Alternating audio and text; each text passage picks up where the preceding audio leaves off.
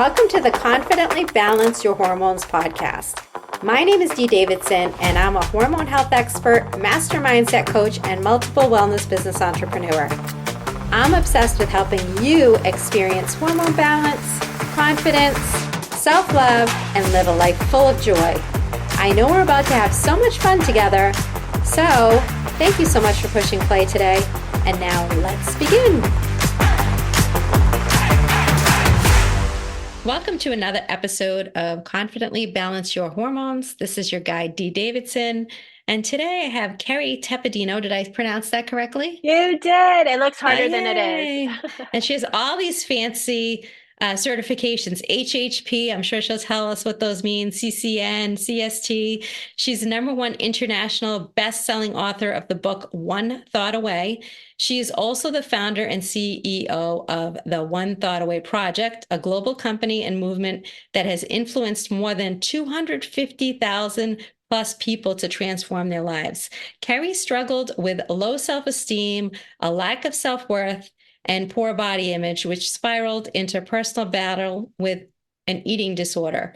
This journey led her to a defining moment in her life where she got to make a decision to continue down a path of unhappiness and poor health, or she could find the freedom and happiness that her soul always craved. Through deep study of personal development, leadership, holistic health, nutrition, Ayurveda, yoga, meditation, breath work, and a relationship with God, Kerry has created a powerful one thought away process, which helped her go from rock bottom to rock solid. She's now living her best life, and she never thought it could be possible for her. Her unique process includes mindset, mastery, emotional intelligence, self-love, and believing that with the proper mentorship, community, and strategies, anything is possible. She's a walking example that you are one thought away from having the life you want, or not, and is excited to support you to lock in the same understanding for your own life. And this, you really stood out, Kerry, because my main brand is Confidently Love Yourself. We're on the Confidently Balance Your Hormones podcast, but my overarching brand is Confidently Love Yourself, and I could relate to a lot of the things I read about you and your process, and I'm excited for you to share your story and share your process with the listeners, because every woman deserves to live their best life. And one of my favorite sayings is, it's your birthright to be healthy and, feel your best. So welcome so much to the podcast. Thanks so much for having me, Dee. I know you don't take it lightly who you put in front of your crowd. So honored to be here. I appreciate it. Yes, thanks for taking the time. So tell us a little bit about yourself and how long you've been sharing on this topic and how you got here. Yeah, so I've been in the industry over 20 years. I've said 20 years for a long time now. So I think it's probably 21 plus years I've had my own business. It probably, like many of your guests, it was like a dark night of the soul that actually brought me to launch my business, have the programs that I have for women. And like that intro said, I was in a really dark place and low self-esteem, didn't feel good about myself, didn't know how to manage my emotions. My emotional regulation was off. My mindset was off. For me, it manifested itself through an eating disorder, emotional eating, body bashing, keeping people at arm's bay, not feeling confident at work. It's when I was working in the corporate world. So promotions bypassed me, pay raises bypassed me. And there was a specific night though that really, it was what I call my defining moment. There was a few defining moments, but it was a really clear one. I was doing graphic design in the corporate world, and I had a really big project due the next day, and I was super stressed about it. I was nervous about, what is my boss going to think, my peers, my coworkers, did I do a good job? And I remember driving home the night before, and my hands are on the wheel. I can even see myself on that part of the freeway still. My hands are on the wheel, and I'm like, defining moment. Yeah, like, don't stop at the store, Kerry. Don't stop at the store, Kerry, because I didn't need groceries. But my go-to when I had heightened stress or anxiety or worry is that I would check out escaping them out with food and eating. And so I pull into the neighborhood, and where do I find myself is at the store. And I tell myself, oh, this time it's going to be different. And I'm walking up and down the aisles, and I'm putting all my comfort food into my shopping cart, and I pay for it. I get home, I'm putting the groceries away, and I come to that peanut butter jar and I twist off Oh, that yeah. blue lid, pull back that silver Oh, foil, yeah. and just one spoonful. But one becomes two, two becomes three, until my spoon hits the bottom of that jar and my heart breaks, because once again I've betrayed myself. I've broken Mm-hmm. trust in myself. And so Mm-hmm. I take that long walk down the hallway to the bathroom, and at that time I was bulimic as well, and I try to purge it out, which never actually works, Mm-hmm. especially with something like peanut butter. Mm-hmm. But I try to purge it out. And this night was different though. And I found myself crying on my cold white tile floor, Mm-hmm. and my heart was racing. And I knew enough about health to know that with my heart racing that much, it meant my electrolytes were imbalanced, which means that my Mm-hmm. cardiovascular system was now getting challenged. And one of my good girlfriends in college, her mom had died of an eating disorder because her Oh, organs wow. failed. And so I had a really personal experience of, Mm-hmm. oh my gosh, if I don't turn this around, like I am, like it was the first time I really realized, like, oh my gosh, I'm killing myself. Mm-hmm. And it wasn't, you don't think of it as killing yourself because it's just like a habit, but a bad habit over time like that has a domino effect. Like my complexion was bad, my hormones were off, my dental work was getting bad, like my cardiovascular system, my electrolytes, my gut health, like there was things that were starting to happen. Sure. And so as I was on that bathroom floor, I said, okay, you have a decision to make. Either keep doing what you're doing and you are truly killing yourself, or pick yourself up and figure this out and go heal. Mm-hmm.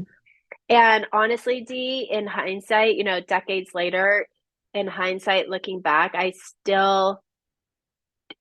still pretty amazed that in that moment I found the will and the strength to just take at least one baby step in the direction Mm-hmm. of healing, that then led to me traveling the world, studying with monks, studying with a doctor in India, getting many certifications here back in the United States.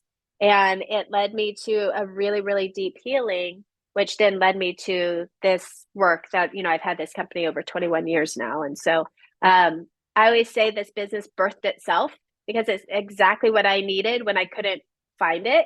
And so and now I just feel so blessed that I get to help women. It's not that we help women with eating disorders per se or weight loss per se, but we help them shift how they're thinking and Mm-hmm. how they're in relationship to their emotions and Mm-hmm. how they're in relationship to themselves, so that they can create any life that they want, whether it's with financing or relationships or corporate or launching their own business or their health or parenting or grandparenting.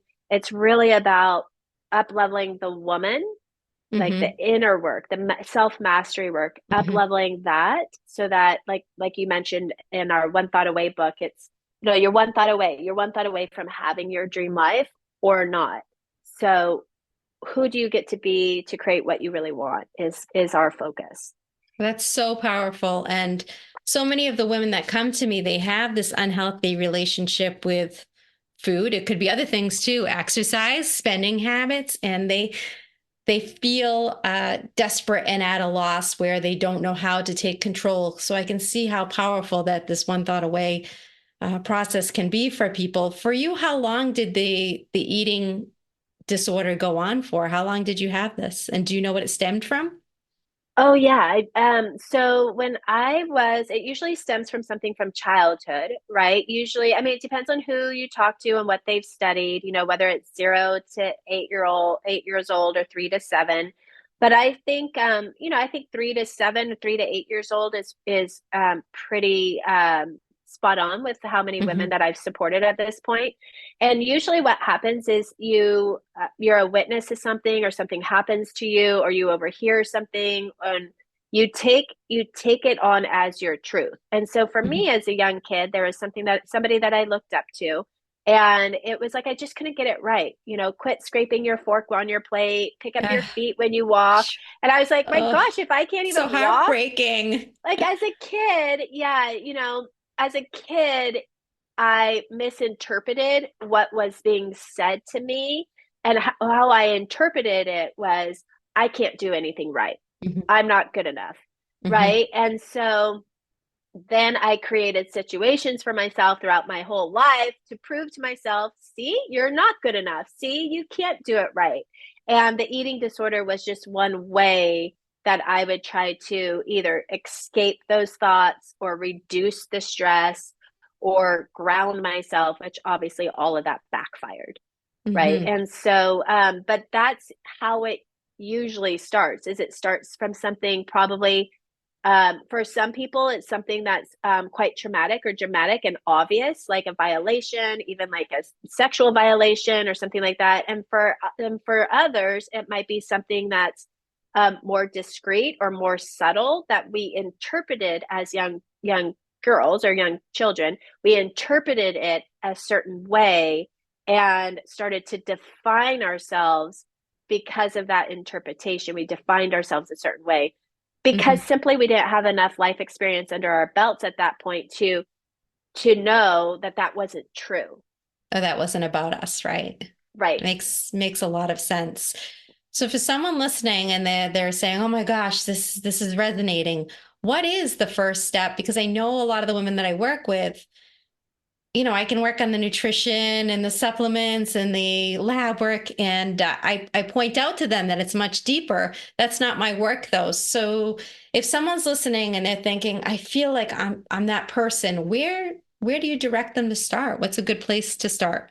Yeah, so I actually have a lot of doctors that refer their patients to me and a lot of practitioners because you can give the best nutrition plan or supplement Hmm. plan, but if they haven't done the inner work, most likely Hmm.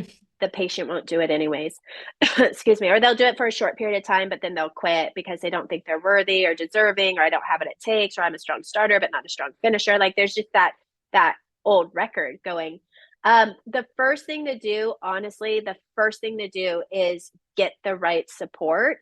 And the reason why I say that is because we will, and we work just with women, but what I will say to that is we will keep trying to reinvent the wheel ourselves because but the wheel doesn't need to be reinvented, right? There is already a system and a support system, processes and a support system in place that works. Like as women, we get to take this big S off our chest. For superwoman, we get to take that S off our chest and say, hey, I need support. And realizing asking for support isn't a sign of weakness. I believe it's actually a sign of strength to say, I need help. Like I can't figure it out all on my own. Or even if I could figure it out, or even if I do have the answers, I still need support to make sure I follow through. Right. Like for me personally, I always have mentors. My mentors have Hmm. mentors.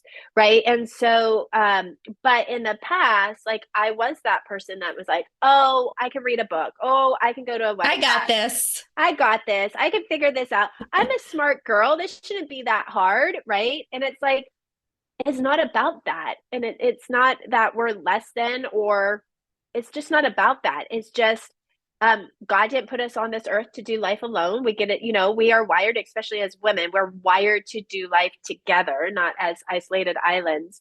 And it really, honestly, in the long run, it saves so much time, money, and heartache to just allow yourself to get the proper support. Hmm. And I know you talk a lot about emotional intelligence, and it's one of my favorite topics to talk about. But how would you describe emotional intelligence, and why is it so important to address it and understand it? Yeah. So in our community, the way that we explain it, and I know there's different ways to explain it, but we explain it as like the overarching topic or like the umbrella is emotional intelligence, meaning what are emotions? What are they? What are they there for? What do they do? How do they shift? Why do they shift?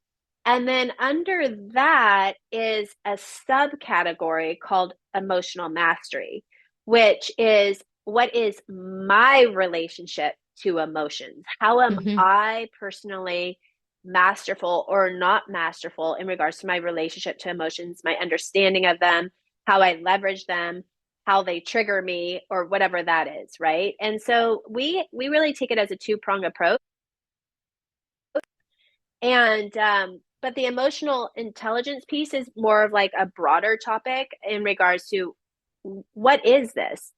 And so, like what Albert Einstein teaches us is that everything is energy, including our emotions. So that means including our emotions are energy. Hmm. So if we know that, and we know that and what he's taught us was that energy can never be destroyed, it just gets transmuted. So if we know that, and we know that depression or anger, some of those emotions that might be lower vibe on the Hmm. emotional ladder, if we know that they can't just be destroyed, then what do we get to do, or who do we get to be to shift them into even one level up?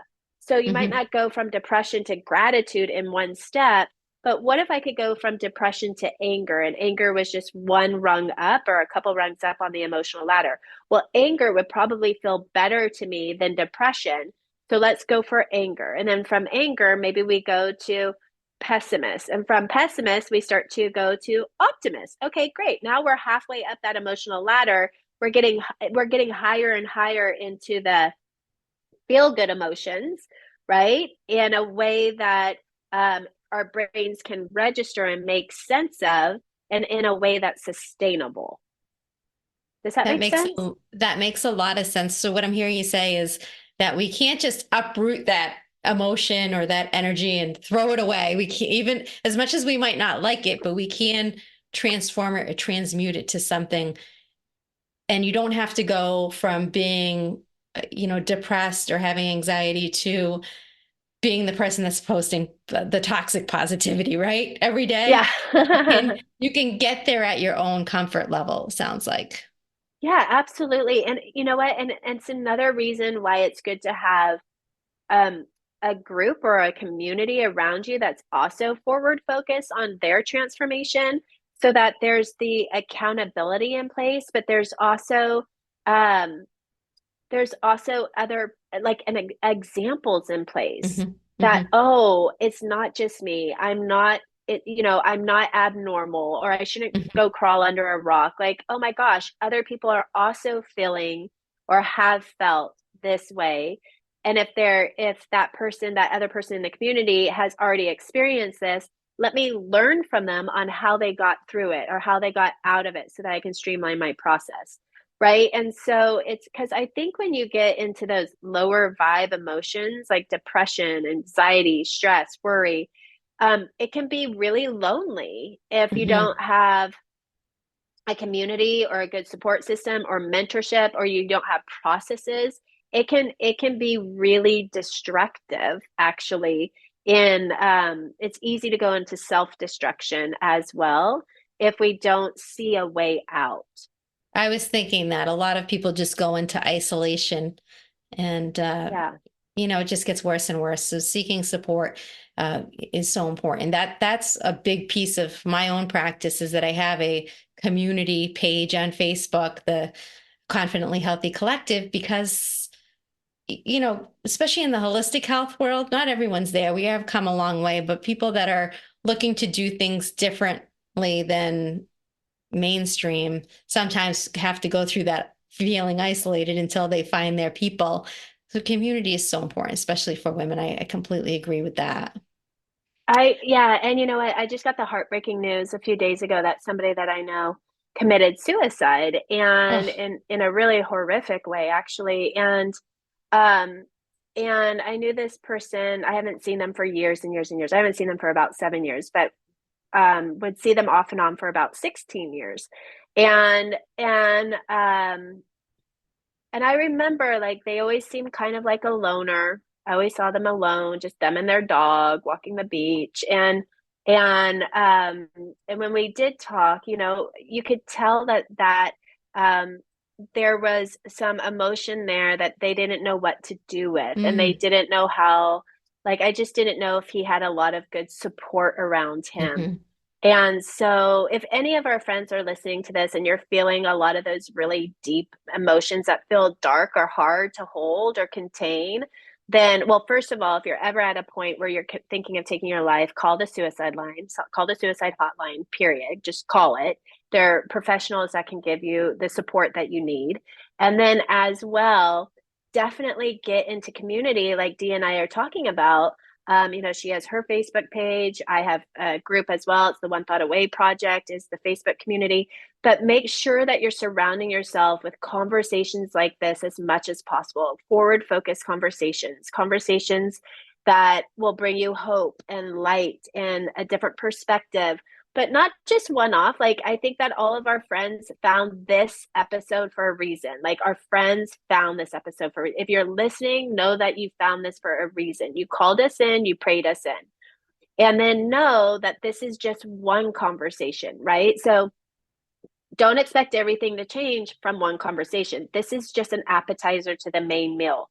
This is just a sign from whatever you believe in, God or universe or source. This is a sign that you're on the right track, and to go deeper, have these conversations consistently day in and day out, so that you're reprogramming your brain and how you think and how you feel about yourself, how you talk about yourself, what you believe is possible for yourself, so that it just becomes a part of your lifestyle.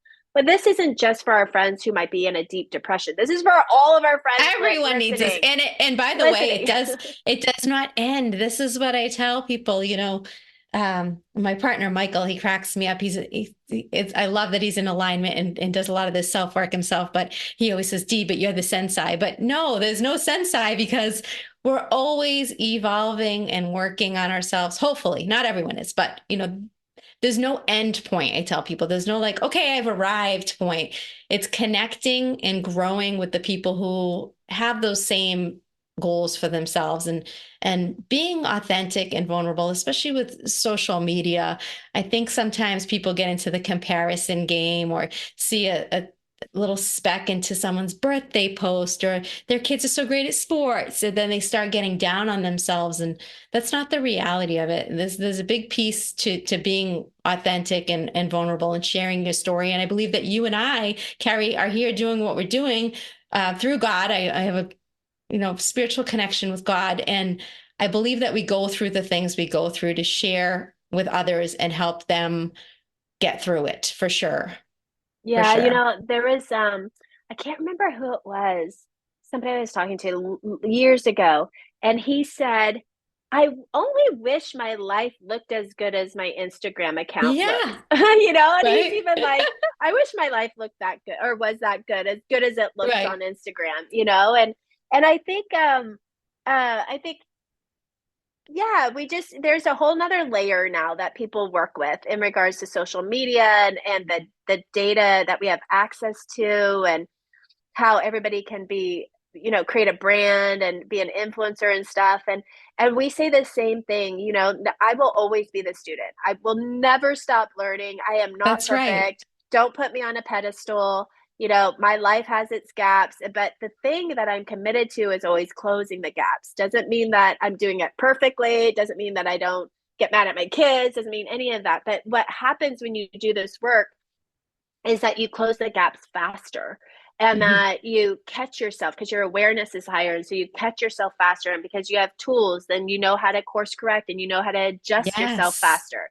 Doesn't mean you're doing it Yes. perfectly. Doesn't mean You any have of more that. tools in the toolbox, for sure. And Absolutely. awareness is such a key word, because you become aware. It doesn't mean you're never going to have a negative thought. That's not true. The human brain is wired to have, I forget how many negative thoughts a day, but you catch 80,000, it's yourself, as you 60 said, to 70,000 out oh of my 80,000 gosh. thoughts a day. The new research shows that out of 80,000 thoughts a day, the normal person will have 60 to 70,000 negative thoughts. Holy moly. And that's that inner dialogue that we have to, juggle around. Yep. You really caught my attention with having self-love written in all of your stuff, with my brand being confidently love yourself. And you talk about cultivating self-love. And so what's the best way you think is to get started on cultivating that? Well, we have a 5-step process. So let me just share that, because that can help our friends. So research shows the brain really needs to hook into a plan. And if it doesn't hook into a plan that we design for it, it'll hook into a plan by default. And then it'll even work to make that plan true for us, even while we're sleeping. So we want to be really, Okay. really strategic with how we think. So we have a 5-step process called the One Thought Away process. And the first step is mindset.